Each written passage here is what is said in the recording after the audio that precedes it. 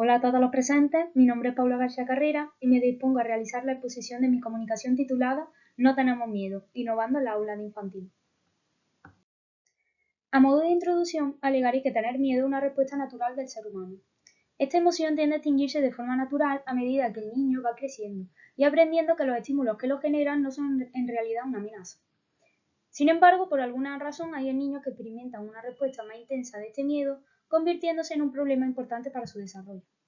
Con esta propuesta de innovación se pretende gestionar y manejar esta emoción desde el aula y el hogar, con el fin de detectar y superar a tiempo estos miedos. Mi fundamentación teórica cuenta con 3 capítulos: el miedo en educación infantil, las investigaciones sobre miedo infantiles y los programas, proyectos y materiales didácticos sobre miedo infantiles que existen actualmente en el aula. En el primero de ellos trabajé el miedo y su diferencia con la ansiedad y la fobia. El miedo, tal y como indica Onder, Ilse y Senki, es una emoción que protege al individuo de cualquier peligro, y su principal diferencia con la ansiedad y la fobia reside en su carácter no permanente. Otros aspectos a tener en cuenta también en este capítulo van a ser las causas que producen el miedo, las categorías y tipos que hay, su expresión y consecuencias a nivel físico, motor y cognitivo, y la importancia de la cultura, edad y sexo en el aumento, mantenimiento y desaparición de estos miedos. En el capítulo 2 he realizado una revisión literaria acerca de las investigaciones llevadas a cabo en el entorno familiar y escolar sobre miedo infantil. Así, por ejemplo, Minuggina, Mortasina y Conyacina detectaron una fuerte tendencia de los niños y niñas a desarrollar conductas de miedo o trastornos de ansiedad si estos estaban presentes en sus padres y madres. Por último, en el tercer capítulo he tratado sobre las técnicas de tratamiento y estrategias de intervención utilizadas para paliar los efectos del miedo en la población infantil. Destacaré la escenificación emotiva, en la que el sujeto colaboraría con algún personaje ficticio para la consecución de una determinada tarea, y, gracias a esto, él o la menor se aproximarían al estímulo temido a través del juego. Por otro lado, destacaré 2 proyectos sobre miedos infantiles llevados a cabo en las aulas de infantil. Uno es de Mari Carmen Díaz Navarro, titulado Uy, qué miedo, y el otro es de Carmen Fartó, titulado La cueva de los fantasmas, jugando con el miedo. En ambos, el cuento adquiere un especial protagonismo, ya que, como apunta Osoro, con los cuentos el niño o la niña se identifica con el personaje que sufre esta emoción y se pone en la piel del mismo. Entre los libros más actuales que podemos encontrar sobre miedo infantiles, destacaré el de Tengo un dragón en la tripa, que trata sobre el miedo a hablar en público. Los objetivos estratégicos del proyecto son 4. El primero, dirigido a la comunidad educativa, será informar y sensibilizar de la importancia que tiene la gestión del miedo en la infancia. El segundo pondrá el foco de atención en la familia para enseñarla a identificar y trabajar los miedos que presenten sus hijos e hijas en el hogar. El tercero será desarrollar competencias profesionales, en este caso en maestros y maestras, para ayudarles a gestionar el miedo en el aula. Y por último, el cuarto nos ayudará a nuestros niños y niñas a favorecer su gestión y manejo emocional ante situaciones de peligro o temor. A continuación hablaré sobre el contexto donde tendrá lugar la propuesta de innovación. Esta se va a desarrollar en 3 centros de la provincia de Córdoba. Cada institución se encuentra ubicada en una zona concreta de Córdoba y va a presentar unas características externas e internas que la van a diferenciar del resto.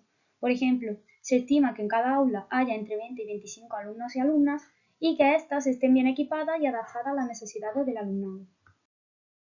En este proyecto los destinatarios serán la familia, el profesorado y el alumnado de 5 años de educación infantil. El proyecto constará de 3 fases. En la primera fase, de diagnóstico y análisis de necesidades y expectativas, se hará una revisión, análisis y clasificación de la literatura científica sobre miedo infantil y se analizará la situación educativa y el problema en cuestión. En la segunda fase de planificación, se contactará con los centros educativos para definir la problemática a tratar y los objetivos del programa. Tras ello, de septiembre a enero, se planificarán las fases y los recursos que se necesitarán y se contactará con los centros subvencionados. Una vez realizado esto, nos reuniremos con la familia y con el profesorado. Y por último, ya en la tercera fase de ejecución, va a ayudar a esclarecer la temporalización de todo el proyecto.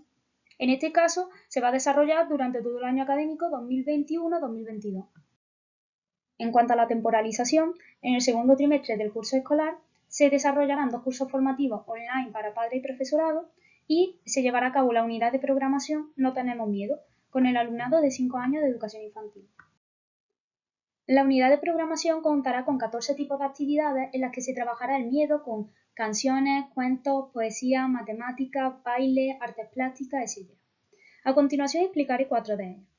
En lectoescritura terrorífica, el alumnado va a trabajar con las letras del abecedario, pero de una forma inusual. Estas se habrán convertido en arañas, monstruos, fantasmas, y el alumnado deberá encontrarlas por la clase para devolverlas de nuevo a su lugar de origen, en este caso una caja monstruosa. Tras ello, cogerán una letra al azar y crearán una palabra con ella y la leerán. Para el desarrollo de la siguiente actividad titulada Los pollitos valientes, cada semana leeremos un capítulo del cuento Raco el pajarraco. Se trata de un pájaro que es muy asustadizo y decide hacer una declaración de guerra al miedo y luchar contra él. De este modo, para poder entrar al club de los pollitos valientes, deberemos pasar por varias pruebas, como por ejemplo dar consejos a amigos para que no tengan miedo a la oscuridad o a las tormentas, o dibujar un monstruo y ponerle una mordaza en la boca. Tras ello, ellos escribirán encima el nombre de lo que más miedo les dé. En No tenemos miedo a la oscuridad, trabajaremos los miedos a través de juegos como el teatro de sombras, el juego de linternas, juegos de imitación o juegos de pensar. En líneas monstruosas, trabajaremos la grafomotricidad en 3 fases. Primero pensaremos la figura que vamos a representar con el cuerpo, por ejemplo, una línea quebrada. Tras ello, la analizaremos con depresores y buscaremos sus partes, como los lados y los vértices, por ejemplo. En segundo lugar, la dibujaremos con plastilina y buscaremos figuras similares por el aula, como por ejemplo una estrella. Y finalmente la dibujaremos en papel y buscaremos personajes que tengan estas líneas, como pueden ser los dientes de los monstruos o la falda de la bruja. En cuanto a la metodología, se ha tenido en cuenta el modelo ecológico de Brenner y el modelo de inteligencia múltiple de Howard Gardner. Los cursos formativos van a contar con un psicólogo y una docente de educación infantil para impartir la materia y la metodología será online. La duración de los cursos será de 125 horas y contarán con 3 bloques teóricos y prácticos, donde se les enseñará a resolver problemas relacionados con el miedo a través de sesiones de relajación, lecturas infantiles y actividades de concienciación emocional. Por otro lado, la unidad de programación se basará en una metodología de aprendizaje cooperativo centrada en el alumnado y algunas actividades como la de los pollitos valientes mencionada anteriormente se centrará en la teoría de la educación del talento propuesta por José Antonio Marino. Por otro lado, los recursos utilizados serán de 3 tipos: humanos como los directores del centro, materiales como la mesa de luz y económicos en los que se establecerá la financiación del proyecto. En este caso, la evaluación será de carácter global, continuo y formativo. Se llevarán a cabo 3 evaluaciones a lo largo del curso, en la que en la primera se analizará la situación educativa y se pasarán una serie de cuestionarios para evaluar los conocimientos previos. En la segunda, se hará un seguimiento de la comunidad educativa a través de listas de control o indicadores de logro. Y, finalmente, en la tercera, se hará un análisis global y se comprobarán si las conclusiones han cumplido los objetivos marcados para poder elaborar el informe final. Una vez que ha finalizado el proyecto, se detallarán los resultados que se esperan alcanzar teniendo en cuenta los objetivos iniciales planteados. En este caso, se espera que se inscriban unas 100 personas, se formen 50 profesores y 100 familias, se naturalicen unos 20 temores en el alumnado, se realicen al menos 20 tutorías con la familia para conocer el progreso de sus hijos y que al menos el 90% de los niños y niñas no tengan problema a la hora de reconocer, naturalizar e interpretar sus propios miedos en el aula y en el hogar. Finalmente, tras hacer una síntesis general del proyecto, se han extraído una serie de conclusiones sobre el miedo. La primera es que debemos fortalecer los sistemas ejecutivos. De este modo, debemos enseñar a los niños, por ejemplo, a decirse a sí mismos frases de ánimo cuando estén ante una situación temida. Por otro lado, se deben elaborar un mayor número de herramientas y materiales didácticos para gestionar el miedo en el aula y en el hogar. Y por último, se deben incluir asignaturas o cursos, tanto en las universidades como en los centros escolares, que enseñen a gestionar estos episodios de miedo durante la infancia. Y para finalizar, me gustaría concluir con una cita de Dale Carnegie que alega sobre la importancia de actuar ante nuestros propios miedos. Esta dice así: la inacción cultiva el miedo, la acción cultiva la confianza y el valor. Si usted quiere vencer al miedo, no se quede sentado en su casa pensando en él. Salga y ocúpese. Aquí les muestro una breve síntesis de las referencias que he utilizado en mi trabajo. Muchas gracias por vuestra atención.